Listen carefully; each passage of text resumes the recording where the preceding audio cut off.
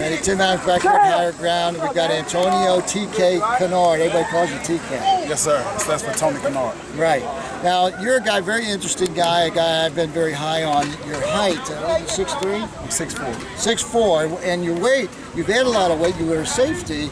What's your weight now that you've been in the Cincinnati program, weightlifting program? When I first got here, I was 187. Right now, I'm 224. 224, and you look really good out there. You're a kid that runs really well from sideline to sideline. And the biggest thing for you now, it looks to be just learning to transition from the back end as a safety into that middle of the fray as a linebacker. Yes, sir. Just because it's just more room as a safety, to kind of run around and stuff. And now just being inside the box and learn how to just be in more pictures, slow down, just watch between, A-B gaps and stuff like that, watch the running back. So, I'm catching on. Now, you were a guy that out of high school was highly recruited, committed to Michigan, I think. Yes, sir. Had also reported, actually, I think Miami, Florida at one point, correct? Yes, sir. May 19th, 2011, I was at the University of Miami just a split second though, but I found out something was wrong with my SAT, so they red flagged me and I had to go to Arizona Western College.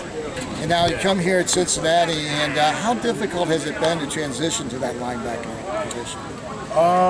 Actually, when I first got here, they put me at Mike linebacker, and I wasn't getting the feel of. I was way too fast, so they put me on at will, somewhere like a nickel, but so I can kind of run with wide receivers more. I mean, I'm liking it. I'm liking it.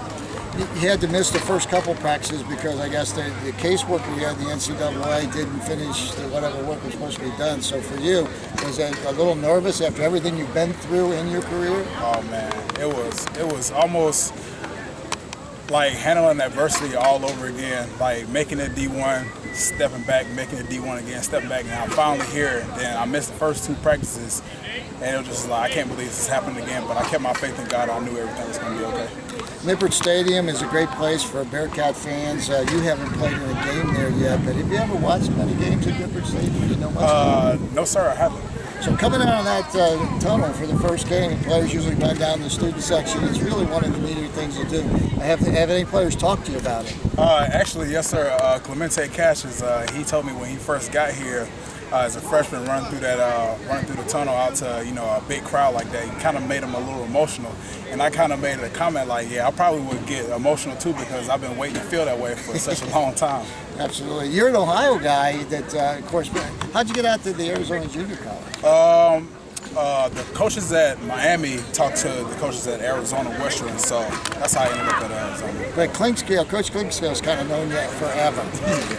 He known me since I was a sophomore in high school when I was 16 years old when he was at Toledo, and he's kind of been following me ever since then, and I'm kind of happy to be here and playing for him. Antonio Kinard, big things from him this year as he transitions to linebacker. You can see he's a big body, runs well, and I think he's got a future beyond college football. Thank you. Thank you, sir.